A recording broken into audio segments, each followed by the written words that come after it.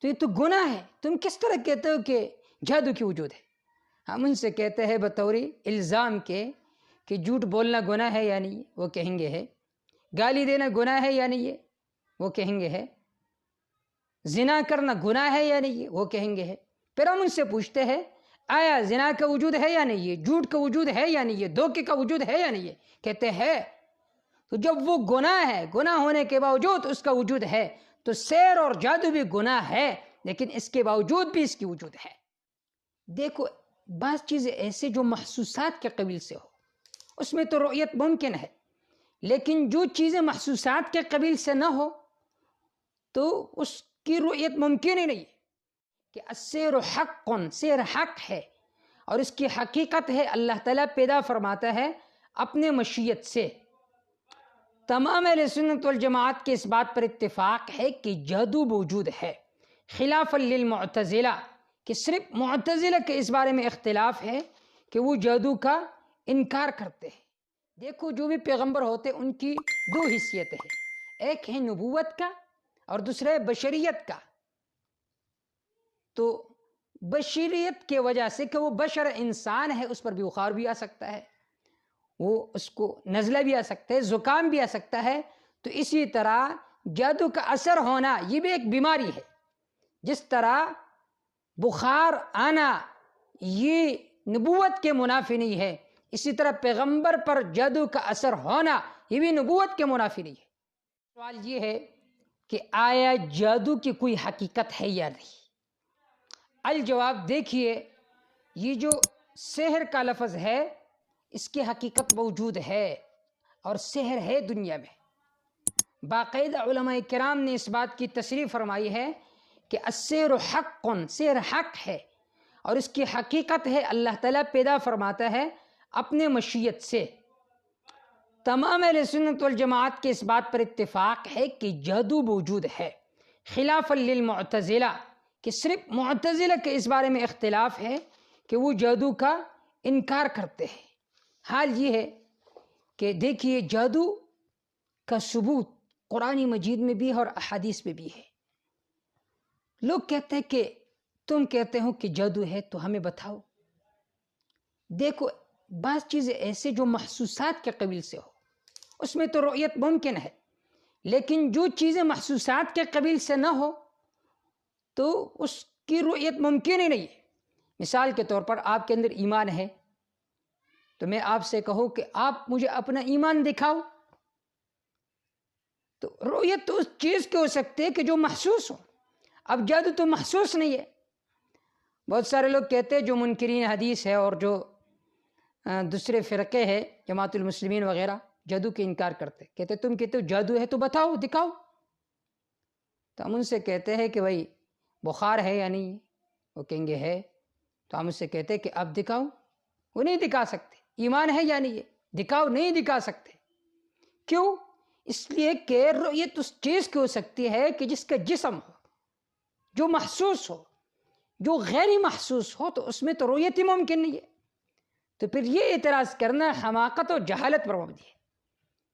پھر بہت سارے حضرات یہ اعتراض کرتے، تم کہتے ہو کہ جادو کی وجود ہے، جادو کرنا تو بعض دفعہ کفر ہے اور بعض دفعہ گناہ کبیرہ ہے۔ اگر آپ نے جادو کا ارتکاب کیا اور آپ نے شیاطین وغیرہ سے مدد لی ہے تو آپ کافر بن گئے۔ اگر آپ نے غیر اللہ سے استعانت نہیں کی لیکن پھر بھی اس میں اثر تب ہی ڈلتا ہے کہ جب آپ ایسی امور کے ارتکاب کریں جو حرام ہے، تو گناہ کبیرہ تو ہر صورت میں ہے۔ تو یہ تو گناہ ہے، تم کس طرح کہتے ہو کہ جادو کی وجود ہے؟ ہم ان سے کہتے ہیں بطور الزام کے کہ جھوٹ بولنا گناہ ہے یا نہیں، وہ کہیں گے ہے۔ گالی دینا گناہ ہے یا نہیں ہے، وہ کہیں گے ہے۔ زنا کرنا گناہ ہے یا نہیں ہے، وہ کہیں گے ہے۔ پھر ہم ان سے پوچھتے ہیں آیا زنا کا وجود ہے یا نہیں ہے، جھوٹ کا وجود ہے یا نہیں ہے، دھوکے کا وجود ہے یا نہیں ہے؟ کہتے ہیں تو جب وہ گناہ ہے، گناہ ہونے کے باوجود اس کا وجود ہے، تو سحر اور جادو بھی گناہ ہے، لیکن اس کے باوجود بھی اس کی وجود ہے۔ قرآنی آیات سے بھی ثابت ہوتا ہے۔ سورۃ البقرہ میں اللہ رب العزت کے ارشاد ہے وَاتَّبَعُوا مَا تَتْلُو الشَّيَاطِينُ عَلَى مُلْكِ سُلَيْمَانَ وَمَا كَفَرَ سُلَيْمَانُ وَلَكِنَّ الشَّيَاطِينَ كَفَرُوا۔ ان لوگوں نے ان باتوں کا پیچھا کیا جو شیاطین پڑا کرتے تھے حضرت سلیمان علیہ السلام کے بادشاہت کے زمانے میں۔ پھر اللہ رب العزت ارشاد فرمائے وما کفر سلیمان، سلیمان علیہ السلام نے کفر نہیں کیا، ولکن الشیاطین کفر، شیاطین نے کفر کیا۔ اور کفر کا سبب کیا؟ یعلمون الناس السحر، لوگوں کو جادو سکھاتے تھے۔ اگر جادو موجود نہیں تو سکھانے کس چیز کی ہے؟ ہم ان سے ہی پوچھتے ہیں، تم کہتے ہو جادو موجود نہیں ہے تو پھر کیا چیز سکھاتے تھے؟ جادو وہ اسباب لطیفہ ہے، وہ اسباب دقیقہ ہے جو مخفی ہوتا ہے، یخفا سبب ہو، اس کا سبب مخفی ہوتا ہے۔ تو یہاں پر فرمایا کہ ان کی کفر کی وجہ یہ ہے کہ یعلمون الناس السحر، لوگوں کو جادو سکھاتے تھے۔ تو اس سے معلوم ہوا کہ جادو کا وجود ہے، جادو کے وجود سے کوئی منکر نہیں ہے سوائے معتزلہ کی، جیسا کہ ابن کثیر رحمہ اللہ کی عبارت میں نے آپ حضرات کے سامنے پیش کی۔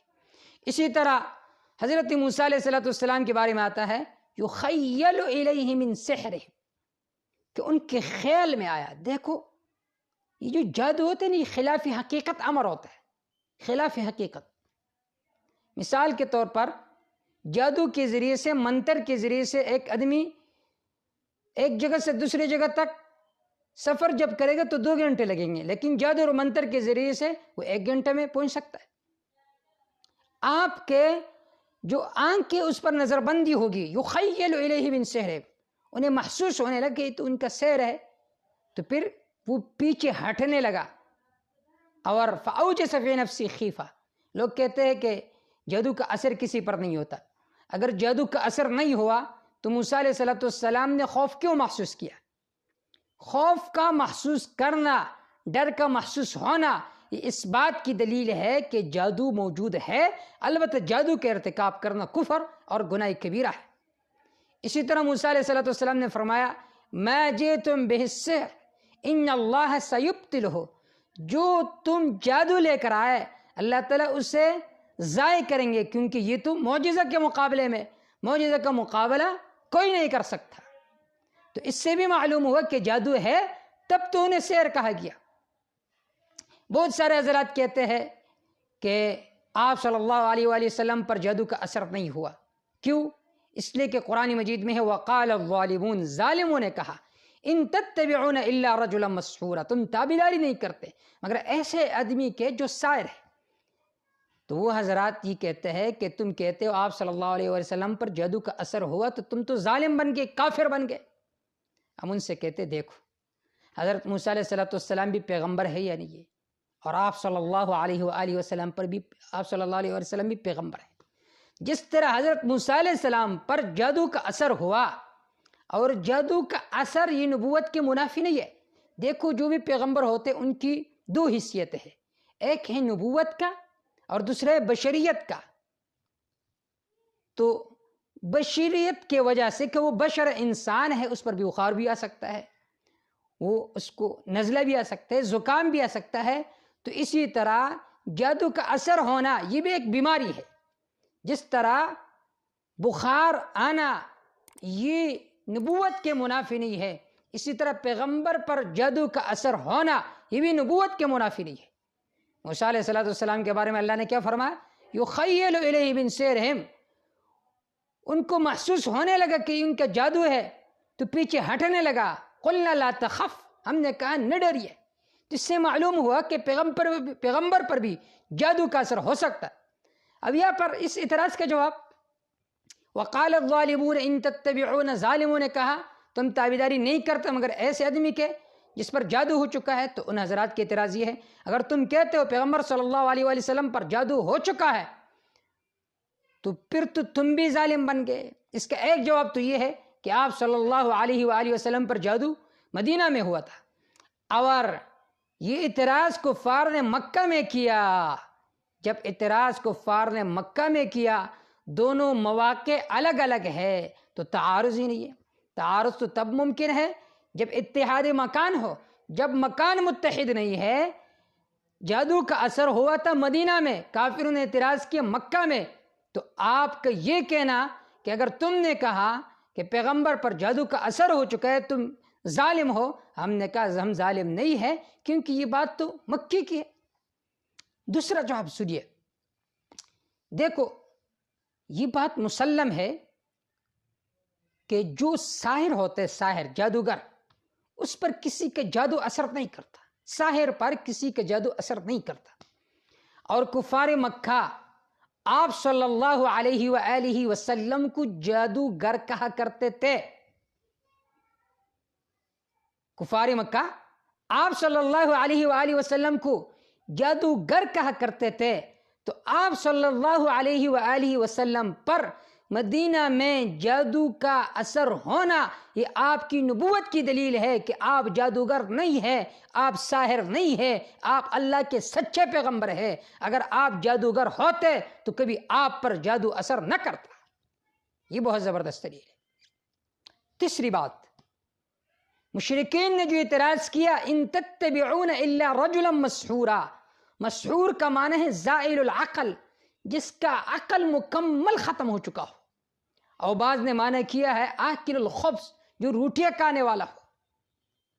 تو ہم بھی یہ نہیں کہتے کہ آپ صلی اللہ علیہ وآلہ وسلم پر نعوذ باللہ اس طرح اثر ہوا تھا کہ آپ کا عقل ہی ختم ہو چکا تھا، نہیں، بلکہ صرف اختلال واقع ہو چکا تھا فی امور دنیا، دنیا کے امور میں، نہ کہ دین امور میں. مثلا آپ صلی اللہ علیہ وآلہ وسلم نے کوئی دنیاوی کام کیا، پھر ذہول ہو جاتا کہ شاید میں نے یہ نہ کیا ہو، بس اتنا اثر تھا. جو دینی امور تھے اس میں اختلال واقع نہیں ہوا تھا. تو جواب کا حاصل یہ ہے کہ جادو کا اثر موجود ہے، کسی پر بھی اس کا اثر ہو سکتا ہے. البتہ یہ بات اپنی جگہ پر صحیح ہے کہ جادو کرنا یہ گناہ کبیرہ ہے، اور بعض دفعہ اگر شیاطین سے مدد وغیرہ آپ مانگے تو پھر یہ کفر بن جاتا ہے.